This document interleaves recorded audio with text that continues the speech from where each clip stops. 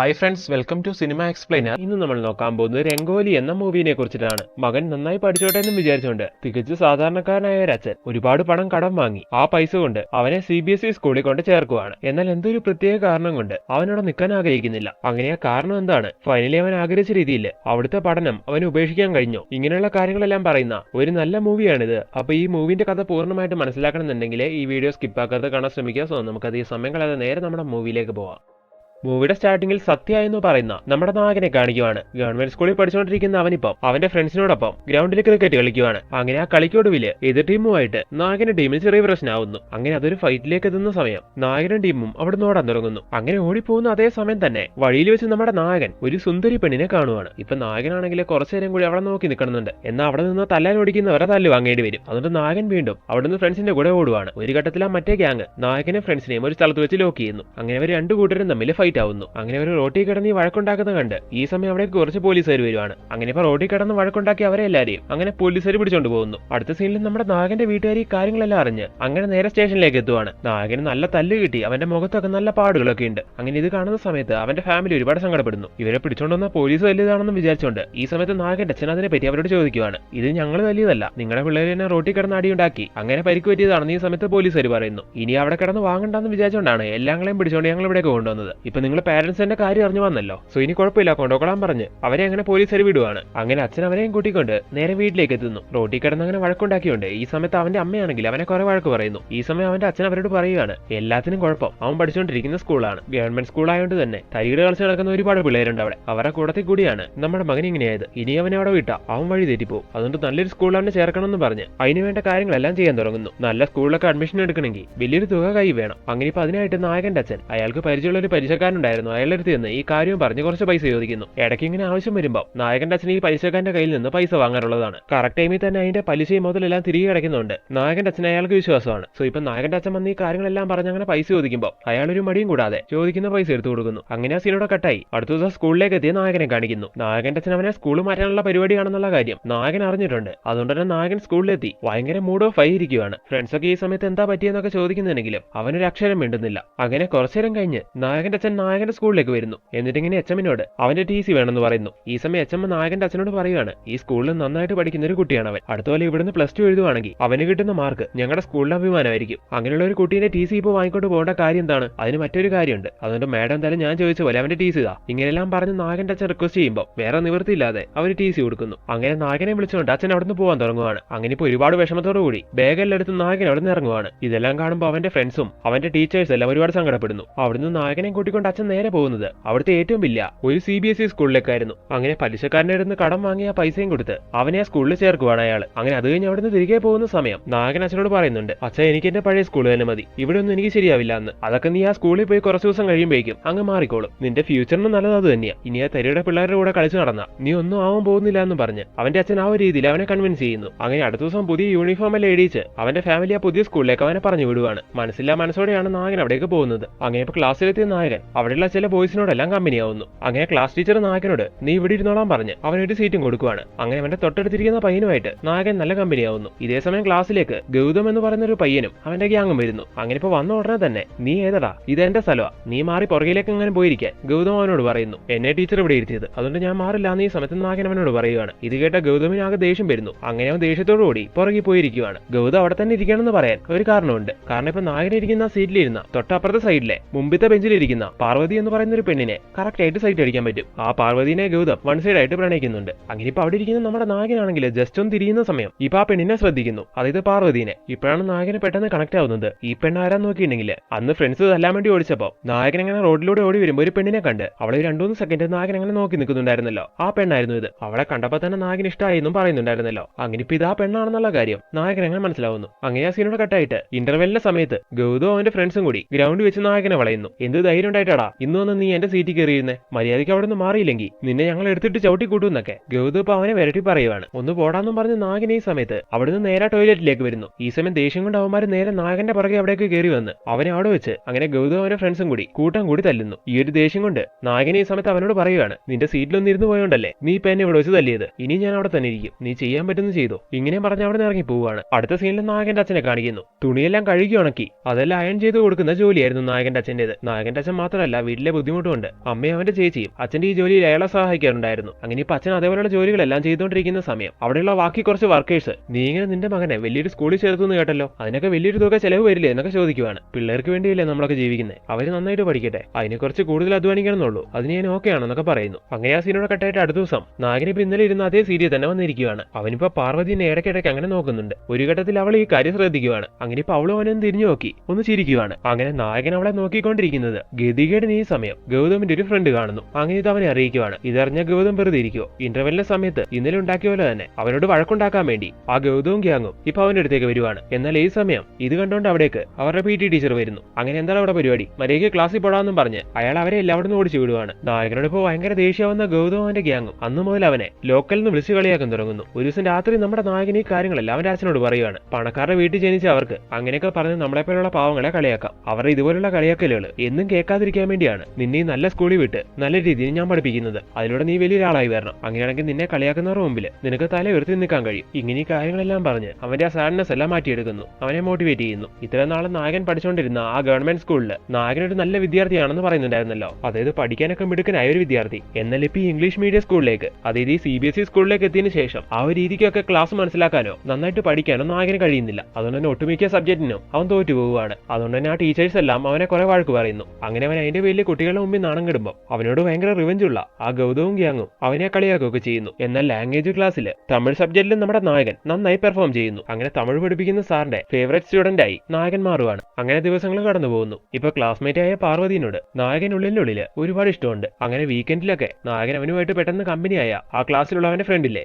അവനെയും കൂട്ടിക്കൊണ്ട് പാർവതിന്റെ ഡാൻസ് ക്ലാസിന്റെ മുമ്പിൽ എല്ലാം ചെന്ന് നിൽക്കും. അങ്ങനെ ഇടയ്ക്കൊക്കെ അവളെ കാണാനും പറ്റും. അങ്ങനെ ഒരു ദിവസം നായകൻ അതിനുവേണ്ടി അവിടെ ചെന്ന് നിൽക്കുമ്പോൾ ഗതികേടിന് ഈ കാഴ്ചയും കണ്ടുകൊണ്ട് അവിടേക്ക് ഗൗതവും ഗ്യാങ്ങും എത്തുവാണ്. നായകൻ പാർവതിനെ കാണാൻ വേണ്ടിയാണ് ഇവിടെ വന്നു നിന്നതെന്നുള്ള കാര്യം അവർക്ക് ഈസി ആയിട്ട് മനസ്സിലാവുന്നു. അങ്ങനെ ഇപ്പൊ അവരെല്ലാരും കൂടി നായകനെ അവിടുന്ന് തല്ലാൻ ഓടിക്കുവാണ്. ഈ സമയം നായകൻ അവിടെ നിന്ന് ഓടി അവന്റെ പഴയ ഫ്രണ്ട്സ് എല്ലാം സ്ഥിരമായിട്ട് കളിക്കാറുള്ള ഒരു ഗ്രൗണ്ടിലേക്ക് വരുന്നു. എന്നിട്ട് അവന്റെ പുറകെ വന്ന അവന്മാരെ കാണിച്ച് നായകൻ അവന്റെ പഴയ ഫ്രണ്ട്സിനോട് എടാ ഇവന്മാരിൽ എന്നെ തല്ലാൻ വേണ്ടി വന്നതാ ഇങ്ങനെയൊന്ന് പറയുവാണ്. ഇത് കേട്ടത് നായകന്റെ പഴയ ഫ്രണ്ട്സ് നിങ്ങൾ ഞങ്ങളുടെ സത്യനെ തല്ലുകൊള്ളാൻ ചോദിച്ചുകൊണ്ട് അവന്മാരെല്ലാം അവിടെ എടുത്തിട്ട് ചാമ്പുന്നു. അങ്ങനെ അതിൽ ഗൗതമിനും അവന്റെ ഗ്യാങ്ങിനും ഒരുപാട് പരിക്കുകളെല്ലാം പറ്റുന്നുണ്ട്. അങ്ങനെ അടുത്ത ദിവസം അവരെല്ലാം സ്കൂളിലേക്ക് എത്തുമ്പോൾ കുട്ടികളെല്ലാം അവരുടെ ഈ പരിക്ക് കണ്ട് കാര്യം ചോദിക്കുവാണ്. ഞങ്ങളോട് പ്രതികാരം വെച്ച് ആ സത്യ എന്ന് പറയുന്നവനില്ലേ അവനവന്റെ ഫ്രണ്ട്സിനെ വെച്ച് ഞങ്ങളെ തല്ലിച്ചതാണെന്ന് ഈ സമയം ഗൗതം അവന്റെ ഫ്രണ്ട്സും ക്ലാസ്സിലുള്ള എല്ലാ കുട്ടികളോടും പറയുന്നു. അങ്ങനെ ഈ കാര്യം പാർവതി അറിയുവാണ്. അങ്ങനെ കുറച്ചേരം കഴിഞ്ഞ് ക്ലാസ്സിലേക്ക് എത്തിയ സത്യനോട് പാർവതി എന്ന് പറയുവാണ്. എന്നാലും കൂടെ പഠിക്കുന്ന ആൾക്കാരാണെന്ന് പോലും നോക്കാതെ നീ ആ ഗൗതമിനോടും അവന്റെ ഫ്രണ്ട്സിനോടും ചെയ്തത് കുറച്ചുകൂടി പോയി, ഒട്ടും ശരിയായില്ല. അവളെ പറയുന്ന കാര്യങ്ങളെല്ലാം കേൾക്കുന്ന സമയത്ത് അവള് സത്യാവസ്ഥ മനസ്സിലാക്കാതെയാണല്ലോ ഇങ്ങനെല്ലാം പെരുമാറുന്നതെന്ന് വിചാരിച്ച് നായകൻ ഒരുപാട് സങ്കടപ്പെടുന്നു. എന്നാൽ ഈ ഒരു കാര്യം ഗൗതമൻ എന്തായാലും അവളോട് അടുക്കാനുള്ള ഒരു ചാൻസ് ആയി മാറുന്നു. അങ്ങനെ ആ സിമ്പതി മുതലാക്കി അവൻ ആ അവസരം ശരിക്കും മുതലാക്കുകയും ചെയ്യുവാണ്.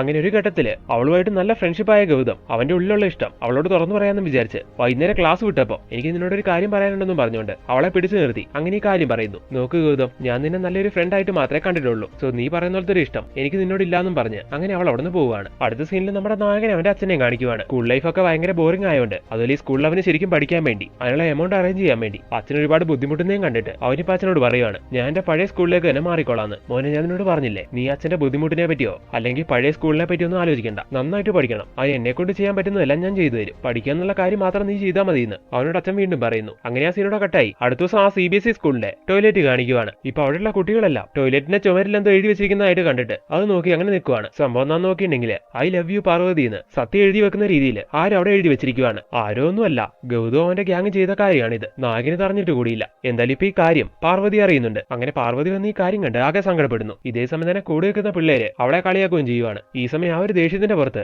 അവൾ അവനൊരു തല്ലും കൊടുത്ത് അങ്ങനെ അവിടുന്ന് കരഞ്ഞുകൊണ്ട് പോവുകയാണ്. ഇതേ സമയം തന്നെ ഈ അവസരം മുതലാക്കി അവിടെയുള്ള ഗൗതവും ഗ്യാങ്ങും അവനെ അവിടെ ഇട്ട് തല്ലുന്നു. അങ്ങനെ ഇത് വലിയൊരു പ്രശ്നമാവുന്നുണ്ട്. അത് പ്രിൻസിപ്പളിന്റെ റൂമിൽ വരെ എത്തുവാണ്. അങ്ങനെ ഇപ്പൊ അവിടുത്തെ HM നായകന്റെ അച്ഛനെ ഓഫീസിലേക്ക് വിളിപ്പിക്കുന്നു. എന്നിട്ട് അവന്റെ പേരിലുള്ള പ്രശ്നങ്ങളെല്ലാം പറഞ്ഞ് ഇതിന് നിങ്ങൾക്ക് എന്താ പറയാനുള്ളതെന്ന് ചോദിക്കുവാണ്. ഇതെല്ലാം കേൾക്കുന്ന നായകന്റെ അച്ഛൻ അവൻ എന്തെങ്കിലും ഒരു അബദ്ധം പറ്റിയതായിരിക്കും, ഇത്തവണത്തേക്കൊന്ന് ക്ഷമിക്കണം, പിന്നെ അവൻ നന്നായിട്ട് പഠിച്ചുകൊണ്ടിരിക്കുന്ന ഒരു കുട്ടിയാണ്, സോ ഈ ഒരു കാരണം കൊണ്ട് അവന്റെ ഭാവി നശിപ്പിക്കരുതെന്നൊക്കെ പറയുന്നു. ഇത് കേൾക്കുന്ന സമയത്ത് അവനെ പഠിപ്പിച്ചുകൊണ്ടിരിക്കുന്ന ടീച്ചേഴ്സ് അല്ല ഇവനാണോ നിങ്ങൾ പറഞ്ഞ നന്നായിട്ട് പഠിക്കുന്ന കുട്ടി, ഒരു വിഷയം പോലും അവൻ നന്നായിട്ട് പഠിക്കില്ല, പലതിനും മാർക്ക് കുറവാണ്, പലതിനും തോക്കുകയും ചെയ്തു, ഇങ്ങനെല്ലാം പറഞ്ഞ് അവനെ പറ്റി ഭയങ്കര മോശമായിട്ട് സംസാരിക്കുവാണ്. ഇതേ സമയം തന്നെ അവർ ഒരുപാട് കാര്യമുള്ള ആ തമിഴ് പഠിപ്പിക്കുന്ന സാറില്ലേ അയാൾ അവിടേക്ക് വന്ന് ആര് പറഞ്ഞു അവൻ അത്ര മോശമാണെന്ന്, ഞാൻ ക്ലാസ് എടുക്കുന്ന സമയത്ത് ഇവൻ നല്ല സ്മാർട്ടാണ്, നല്ല മാർക്കും വാങ്ങുന്നുണ്ട്, ഇങ്ങനെല്ലാം പറഞ്ഞ് അവനെ സപ്പോർട്ട് ചെയ്ത് സംസാരിക്കുന്നു. ഇതെല്ലാം കേൾക്കുന്ന HM ശരി ഇപ്പൊ നിന്റെ അച്ഛനും ഈ സാറെല്ലാം ഇങ്ങനെ പറയുന്നുണ്ട്, നിനക്കൊരു ലാസ്റ്റ് ചാൻസ് കൂടി ഞാൻ തരാം, ഇനി ഇങ്ങനെ എന്തെങ്കിലും പ്രശ്നം ഉണ്ടായാൽ ചോദിക്കലും പറയലൊന്നും ഉണ്ടാവില്ല, അപ്പൊ തന്നെ നേരെ ക്ലാസ്സിൽ നിന്ന് പുറത്താക്കും, മനസ്സിലായല്ലോ എന്ന് ചോദിച്ചുകൊണ്ട് അങ്ങനെ അവനെ പറഞ്ഞു വിടുന്നു. അങ്ങനെ ഈ ഒരു കാര്യം കൊണ്ട് നായകന്റെ അച്ഛൻ ഒരുപാട് ശോകാവുകയാണ്. കരഞ്ഞോണ്ടാണ് ഇപ്പൊ അയാൾ അവിടെ നിന്ന് ഇറങ്ങി പോകുന്നത്. ഇത് ഇതെല്ലാം കാണുന്ന നായകൻ ഒരുപാട് സങ്കടപ്പെടുന്നു. പിള്ളേരെല്ലാരും കൂടി തല്ലിയുണ്ട്. നായകനാണെങ്കിൽ കുറെ പരിക്കെല്ലാം പറ്റിയിട്ടുണ്ട്. അങ്ങനെ ഇപ്പം വീട്ടിലേക്ക് എത്തിയ സമയം അവന്റെ അമ്മയും ചേച്ചി ഒരുപാട് സങ്കടപ്പെടുന്നു. നിനക്ക് എന്ത് പറ്റി മോനെ എന്നൊക്കെ അവർ ചോദിക്കുന്ന സമയം നായകൻ അച്ഛൻ, ഞാൻ ഇത്രയും കഷ്ടപ്പെട്ട് അവനെ പഠിക്കാൻ വിട്ടിട്ട് അവൻ ആ സ്കൂളിൽ ഏതോ പെണ്ണിന്റെ പുറകെ നടന്ന് അവളെ ഇഷ്ടമാണെന്ന് ബാത്റൂമിന്റെ ചുമരിൽ എഴുതി വെച്ചിരിക്കുന്നു. ആ കാര്യം അത്രയും പേരെ മുമ്പിൽ വെച്ച് സ്കൂളിന്റെ അച്ഛൻ പറഞ്ഞപ്പോ ഞാൻ ആകെ നാണം കെട്ടുപോയി. ഇങ്ങനെയെല്ലാം പറഞ്ഞ അയാൾ കരയുവാണ് അവിടെ ഇരുന്ന്. ഇതെല്ലാം കേൾക്കുന്ന നായകന്റെ അമ്മ,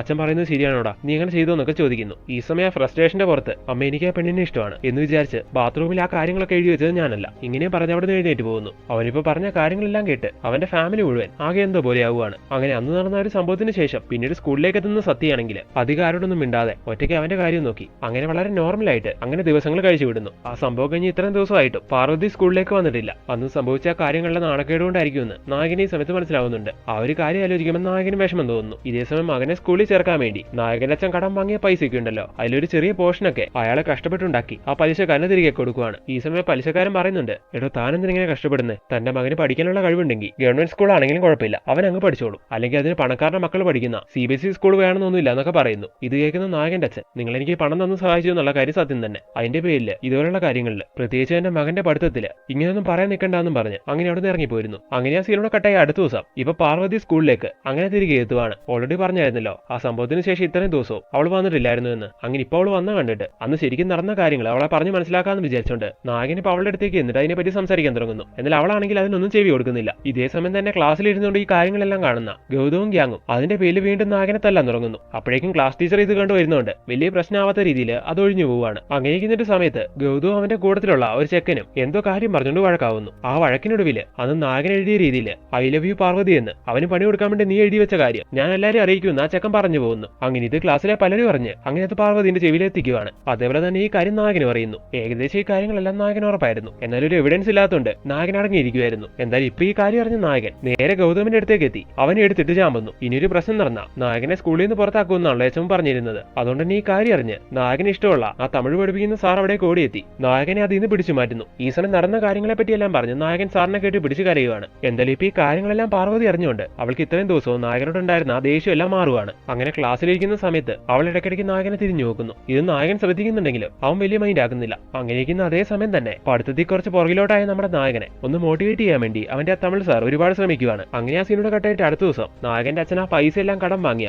ആ പലിശക്കാരനുണ്ടല്ലോ അയാളൊരു സ്ഥലത്തേക്ക് നായകന്റെ അച്ഛനെ വിളിച്ചിട്ട് നായകന്റെ അച്ഛൻ ഇപ്പൊ അവിടേക്ക് എത്തുവാണ്. സംഭവം നോക്കിയിട്ടുണ്ടെങ്കിൽ ഇപ്പൊ അവിടെ പുതുതായിട്ട് ഉറങ്ങാൻ പോകുന്ന ഒരു ഫ്ലാറ്റിലെ ലോണ്ടറി സർവീസ് എല്ലാം അയാൾ നായകന്റെ അച്ഛനെ സെറ്റ് ചെയ്ത് കൊടുക്കുകയാണ്. സോ ഇത്രയും വലിയൊരു ഓർഡർ കിട്ടുമ്പോൾ നായകന്റെ അച്ഛന് നല്ലൊരു വരുമാനമാവാൻ തുടങ്ങും. അങ്ങനെ ഇപ്പൊ അയാൾ ഈ കാര്യങ്ങളെല്ലാം പറയുമ്പോൾ നായകന്റെ അച്ഛൻ അയാളോട് പറയുവാണ്, അന്ന് എന്റെ കഷ്ടപ്പാട് കണ്ടിട്ടാണെങ്കിലും എന്റെ മകനെ നിങ്ങൾ ഗവൺമെന്റ് സ്കൂളിൽ ചേർക്കാൻ പറഞ്ഞപ്പോൾ പെട്ടെന്ന് ആ ദേഷ്യം കൊണ്ട് ഞാൻ നിങ്ങളോട് അങ്ങനെയൊക്കെ പറഞ്ഞു പോയി. എന്നാലും അതൊന്നും മനസ്സിൽ വെക്കാതെ നിങ്ങളിപ്പോ എനിക്ക് ചെയ്തു തന്നത് ഒരു വലിയ കാര്യമാണ്, ഒരുപാട് നന്ദിയുണ്ട് സാറേ എന്നൊക്കെ പറയുന്നു. അടുത്ത സീനിൽ നമ്മുടെ നായകനെ കാണിക്കുവാണ്. അവന്റെ തമിഴ് സാർ അവനെ ശരിക്കും മോട്ടിവേറ്റ് ചെയ്തുകൊണ്ട് ശരിക്കും പഠിക്കാമെന്ന് വിചാരിച്ചുകൊണ്ട് നായകൻ അതിന് വേണ്ട കാര്യങ്ങളെല്ലാം ചെയ്യാൻ തുടങ്ങുന്നു. ഇതേ സമയം തന്നെ അന്ന് അവനെ തെറ്റിദ്ധരിച്ചതിനും അവനെ തല്ലിപ്പോയതിനും അവനോട് മാപ്പ് പറയാനായിട്ട് പാർവതി പല സമയത്തും അവന്റെ അടുത്ത് വരുന്നുണ്ട്. എന്നാൽ നായകൻ അവളെ അവോയ്ഡ് ചെയ്തുകൊണ്ടിരിക്കുകയാണ്. അങ്ങനെ ഈ കാര്യത്തിന് വേണ്ടി അവനെ പുറകെ നടന്ന് ഒരു ഘട്ടത്തിൽ അവൾ അവനെ പ്രണയിക്കാൻ തുടങ്ങുന്നു. അങ്ങനെ ഈ സീക്വൻസ് എല്ലാം ഒരു സോങ്ങിലൂടെ കാണിക്കുവാണ്. അതുപോലെ നായകന്റെ വീട്ടിൽ നായകനെ നന്നായിട്ട് പഠിപ്പിക്കാൻ വേണ്ടി അവന്റെ അമ്മയും ചേച്ചി അടക്കം എല്ലാവരും അധ്വാനിച്ചുകൊണ്ടിരിക്കുകയാണല്ലോ. അങ്ങനെ ഇപ്പൊ ഇതെല്ലാം കാണുമ്പോൾ അവരെ ഈ കഷ്ടപ്പാട് അറിയുമ്പോൾ നായകൻ ഒരുപാട് സങ്കടപ്പെടുന്നു. അങ്ങനെ ഇരിക്കുന്ന അതേ സമയം തന്നെ അവരുടെ സ്കൂളിന്റെ ആനിവേഴ്സറി സെലിബ്രേഷൻ എത്തുവാണ്. ഗൗതം നന്നായിട്ട് പാട്ട് പാടുന്ന ഒരു പയ്യനാണ്. സോ നടക്കാൻ പോകുന്ന ആ പ്രോഗ്രാമിൽ നീ ഒരു പാട്ട് പാടണമെന്ന് ഈ സമയം നായകൻ ചെന്ന് ഗൗതമിനോട് പറയുന്നു. അവന്റെ മെയിൻ ശത്രുവല്ലേ വന്ന് ഈ കാര്യം പറയുന്നത്, അതായത് നായകൻ. അതുകൊണ്ട് ആദ്യം അവൻ അത് വേണ്ടാന്ന് വിചാരിക്കുന്നു. എന്നിട്ട് പിന്നെ വിചാരിക്കുവാണ് ഇല്ലെങ്കിൽ പങ്കെടുത്തേക്കാന്ന്. അങ്ങനെ ആ പ്രോഗ്രാം വരുമ്പോൾ അതിലവൻ നല്ലൊരു പാട്ടെല്ലാം പാടി അങ്ങനെ ശരിക്കും ഷൈൻ ചെയ്യുവാണ്. അങ്ങനെ ആ പ്രോഗ്രാം എല്ലാം കഴിഞ്ഞ് പുറത്തിറങ്ങുമ്പോൾ ഗൗതം സത്യന്റെ അടുത്തേക്ക് വന്ന് നീ പറഞ്ഞുകൊണ്ടാണ് ഞാൻ ഇന്ന് ഇവിടെ ഈ പെർഫോമൻസ് കാഴ്ചവെച്ചത്, എല്ലാവരും നല്ല അഭിപ്രായം പറഞ്ഞു, സോ നിന്നോട് നന്ദിയുണ്ടെന്നൊക്കെ ഗൗതം പറയുവാണ്. ഇത് കേട്ട നായകൻ പെട്ടെന്ന് നീ പാട്ട് പാടാൻ കയറുമ്പോൾ പരിപാടി ചീറ്റി പോകും, എല്ലാം കുളവായി, നീ എല്ലാവരുടെ മുമ്പിൽ നാണം കെടുമെന്ന് വിചാരിച്ചുകൊണ്ടാണ് ഈ പരിപാടി ചെയ്യാൻ ഞാൻ നിന്നോട് പറഞ്ഞത്, അല്ലാതെ നീ കയറി ഷൈൻ ചെയ്യുന്നത് കാണാനൊന്നും അല്ലായിരുന്നു. ഇങ്ങനെയെല്ലാം പറഞ്ഞ് മനഃപൂർവ്വം ഗൗതമിനോട് വഴക്കുണ്ടാക്കുവാണ് അവൻ. ഒരു നല്ല പയ്യനായ സത്യ എന്തിനാണ് ഇങ്ങനെ പെരുമാറുന്നതെന്ന് നമ്മൾ ഈ സമയത്ത് ചിന്തിക്കും. എന്തായാലും ഇപ്പൊ നടന്ന ഈ കാര്യം പെട്ടെന്ന് എച്ചം അറിയുവാണ്. എച്ചം എന്ന് പറഞ്ഞായിരുന്നല്ലോ ഇനി അങ്ങനെ ഒരു പ്രശ്നം ഉണ്ടാക്കിയ അവനെ സ്കൂളിൽ നിന്ന് പുറത്താക്കുമെന്ന്. സോ ഇപ്പൊ ഈ ഒരു കാര്യം അറിഞ്ഞ അച്ഛൻ മറ്റൊന്നും ആലോചിക്കാതെ അങ്ങനെ അവനെ അവിടെ നിന്ന് പുറത്താക്കുന്നു. അങ്ങനെ ഇപ്പൊ നായകൻ അവരെ TC കൊടുത്തു വിടുമ്പോൾ അച്ഛന്റെ കൂടെ നായകൻ ആ സ്കൂളിന്റെ പടി ഇറങ്ങുന്നു. ഇപ്പോഴാണ് നായകൻ മനഃപൂർവ്വം ഈ പ്രശ്നം ഉണ്ടാക്കിയത് എന്തിനാണെന്ന് നമ്മളോട് പറയാൻ തുടങ്ങുന്നത്. അവൻ ഇത്രയും വലിയ സ്കൂളിൽ പഠിക്കാൻ വേണ്ടി അല്ലെങ്കിൽ നല്ല രീതിക്ക് പഠിക്കാൻ വേണ്ടി അവന്റെ അച്ഛനും അമ്മയും ചേച്ചി അടക്കം കുടുംബത്തിൽ എല്ലാവരും കഷ്ടപ്പെട്ടുകൊണ്ടിരിക്കുന്നത് അവൻ കാണുന്നുണ്ടായിരുന്നല്ലോ. സോ അതിൽ അവന് ഒരുപാട് പശ്ചാത്തലം തോന്നിയിട്ടുണ്ടായിരുന്നു. താൻ പഴയ സ്കൂളിലായിരുന്നെങ്കിൽ അവർക്ക് ഇത്രയൊന്നും കഷ്ടപ്പെടേണ്ടി വരില്ലായിരുന്നു.